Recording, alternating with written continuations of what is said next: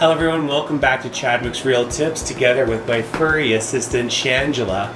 And we're here to talk about summer landscaping to sell your home in Colorado, which is very unique. As you know, good curbside appeal conveys a well-kept home to your buyer, and they're making a judgment, a decision, the moment they pull up to your home. So here are a couple of tips, and Shangela might chime in here as well. Keep your lawn green. Make sure that you're watering it well. It may cost a little extra money, but it is totally worth it because ultimately it helps you sell your home. Be sure to follow those water restrictions in your municipality wherever you're at.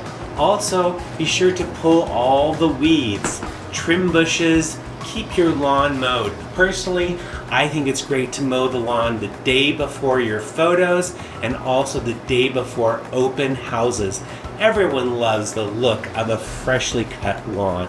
Trim the trees, sweep the sidewalk, and if you're unable to do some of these items, be sure to hire someone. It's very worth the money and the investment because ultimately it is helping give a great first impression of your home.